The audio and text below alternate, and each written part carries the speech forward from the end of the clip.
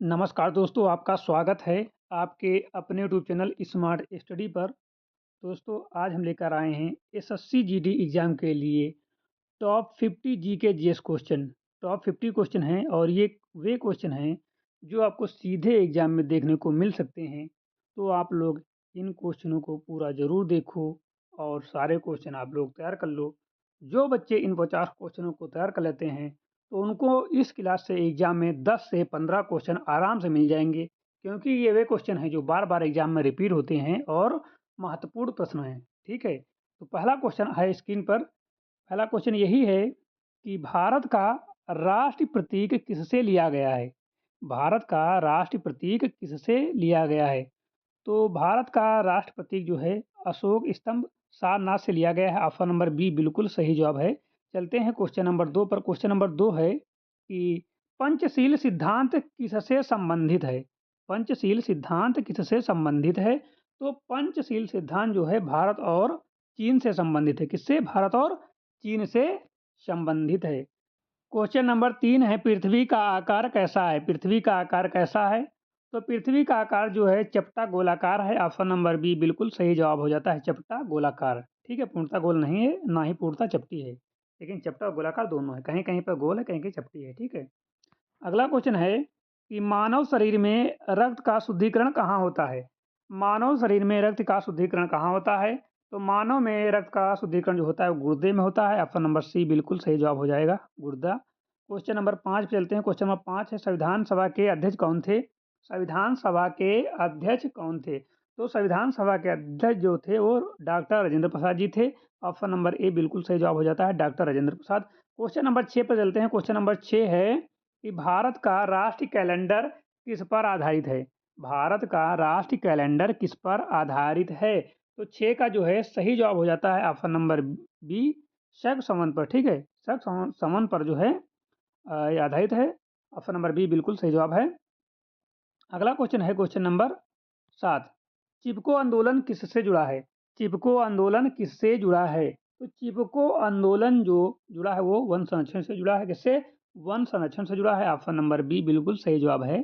चलते हैं question number 8 पर। क्वेश्चन नंबर 8 है कि सबसे कठोर प्राकृतिक पदार्थ कौन सा है?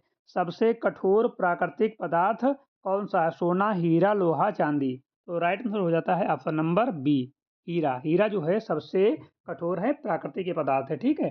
क्वेश्चन नंबर 9 है, भारत छोड़ो आंदोलन कब शुरू हुआ? भारत छोड़ो आंदोलन जो शुरू हुआ था वो 8 अगस्त 1942 को शुरू हुआ था। ऑप्शन नंबर बी बिल्कुल सही जवाब है, ऑप्शन नंबर बी। ठीक है। चलते हैं क्वेश्चन नंबर 10 पर। क्वेश्चन नंबर 10 है कि सूर्य के सबसे निकट ग्रह कौन सा है? सूर्य के सबसे निकट ग्रह कौन सा है? तो सूर्य के सबसे निकट ग्रह जो है वो बुध है। कौन सा है? बुध है। फ्रेंड्स, हमने आपको 10 क्वेश्चन करा दिए हैं। आप लोग कमेंट करके जल्दी से बताइए कि आपके इन 10 क्वेश्चनों में से कितने सही हुए। हम चलते हैं क्वेश्चन नंबर 11 पर। इसका सही जवाब है ऑप्शन नंबर बी। ठीक है, बुध। क्वेश्चन नंबर 11 है कि विटामिन डी का मुख्य स्रोत क्या है? विटामिन डी का मुख्य स्रोत क्या है?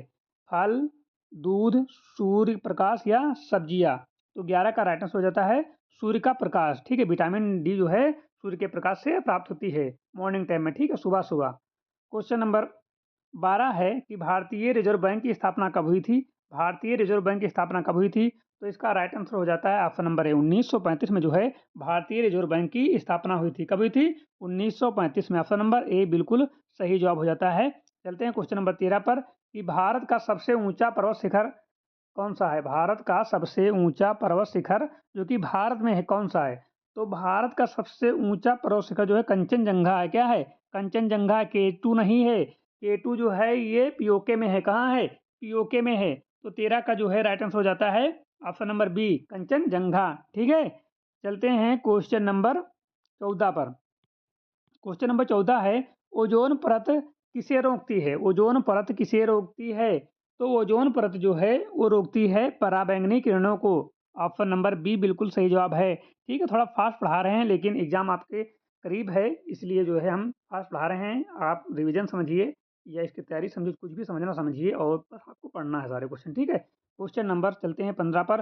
स्वराज मेरा जन्मसिद्ध अधिकार है, किसने कहा? स्वराज मेरा जन्मसिद्ध अधिकार है, किसने कहा?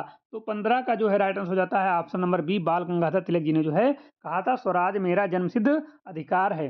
क्वेश्चन नंबर 17 पे चलते हैं। संसद का संयुक्त अधिवेशन कौन बुलाता है? संसद का संयुक्त अधिवेशन कौन बुलाता है? तो 16 का राइट आंसर हो जाता है ऑप्शन नंबर बी, राष्ट्रपति। ठीक है, संसद का संयुक्त अधिवेशन जो है वो राष्ट्रपति जी बुलाते हैं। ऑप्शन नंबर बी बिल्कुल सही जवाब हो जाता है। क्वेश्चन नंबर चलते हैं 17 पर। क्वेश्चन नंबर 17 है, मनुष्य के हृदय में कितने कक्ष होते हैं? कितने चैम्बर होते हैं? हमने कई बार आपको पढ़ाया है और लगभग लगभग 1-2 क्लास छोड़कर चौथी क्लास में, मान लो 3 क्लास पढ़ाया, 3 छोड़ के चौथी क्लास में हमने आपको इसका जवाब बताया है। तो ये आपको सभी को पता होना चाहिए कि चैम्बर 4 होते हैं। ठीक है, कितने कक्ष होते हैं? 4 चैम्बर होते हैं। क्वेश्चन नंबर चलते हैं 18 पर। क्वेश्चन नंबर 18 है कि भारत की सबसे लंबी तटरेखा वाला राज्य कौन सा है? भारत का वह राज्य का नाम बताना है जो सबसे ज़्यादा समुद्र के साथ सीमा साझा करता है। ठीक है, ऐसा भी क्वेश्चन आ सकता है।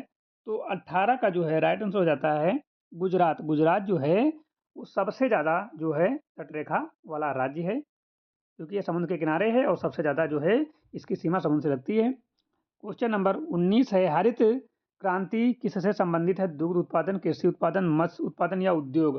तो 19 का जो है राइट आंसर हो जाता है ऑप्शन नंबर बी, कृषि से। ठीक है, हरित क्रांति जो है वो कृषि से संबंधित है। ऑप्शन नंबर बी बिल्कुल सही जवाब है। क्वेश्चन नंबर 20 पे चलते हैं। ध्वनि किस माध्यम में सबसे तेज चलती है? ध्वनि किस माध्यम में सबसे तेज चलती है? गैस, द्रव, ठोस, निर्वात? तो ध्वनि जो है सबसे तेज जो है वो ठोस में चलती है। कहाँ चलती है? ठोस में। उसके बाद द्रव में, फिर गैस में, निर्वात में। आप लोग बताना चलती है कि नहीं चलती है। क्वेश्चन नंबर 21, संयुक्त राष्ट्र संघ की स्थापना कब हुई थी? संयुक्त राष्ट्र संघ की स्थापना कब हुई थी? तो संयुक्त राष्ट्र संघ की स्थापना जो हुई थी 1945 में हुई थी। ऑप्शन नंबर ए बिल्कुल सही जवाब है, 1945। ठीक है, क्वेश्चन नंबर 22 है कि मोनालिसा चित्र किसने बनाया? मोनालिसा चित्र किसने बनाया? तो मोनालिसा चित्र जो है वो बनाई थी Leonardo da Vinci. Option number B बिल्कुल सही जवाब है, लियोनार्डो दा विंची ने जो है मोनालिसा का चित्र बनाया था। क्वेश्चन नंबर 23 है, शरीर में पाचन की शुरुआत कहाँ से होती है? शरीर में पाचन की शुरुआत जो है बच्चों मुख से ही वो जो शुरू हो जाती है। कहाँ से? मुख से। जब आप खाना शुरू करते हो वहीं से आपका पाचन स्टार्ट हो जाता है, इसलिए बोला जाता है कि भोजन को जो है चबा चबा कर खाओ। ठीक है, क्वेश्चन नंबर चलते हैं 25 पर। क्वेश्चन नंबर 24 पे चलते हैं। क्वेश्चन नंबर 24 है कि प्लासी का युद्ध कब हुआ? प्लासी का युद्ध कब हुआ? तो प्लासी का जो युद्ध हुआ था 1957 में हुआ था। कब हुआ था? 1957 में हुआ था। ऑप्शन नंबर ए सही जवाब है। क्वेश्चन नंबर 25, बिजली की धारा की इकाई क्या है? बिजली की धारा की इकाई क्या है? क्वेश्चन ऐसा पूछा गया है। ठीक है, विद्युत धारा की इकाई नहीं पूछा गया, बिजली की धारा का क्या पूछा गया है। तो बच्चों बिजली पूछे, विद्युत धारा पूछे तो उसकी इकाई जो होगी क्या होगी? एम्पियर ही होगी। क्या होगी? एम्पियर। ठीक है, ऑप्शन नंबर सी बिल्कुल सही जवाब है, एम्पियर। क्वेश्चन नंबर चलते हैं 26 पर। भारत की पहली महिला राष्ट्रपति कौन थी? भारत की पहली महिला राष्ट्रपति कौन थी? तो सभी को पता होगा, श्रीमती प्रतिभा देवी पाटिल जी थी भारत की पहली महिला राष्ट्रपति थी। ठीक है, बी सही जवाब है। क्वेश्चन नंबर चलते हैं 27 पर। सबसे बड़ी ग्रंथि मानव शरीर में कौन सी है? सबसे बड़ी ग्रंथि मानव शरीर में कौन सी है? थायराइड, पिट्यूटरी, यकृत या अग्नाशय? तो सबसे बड़ी ग्रंथि जो है वो यकृत है। क्या है? लीवर है। सबसे बड़ी ग्रंथि मानव शरीर में यकृत है।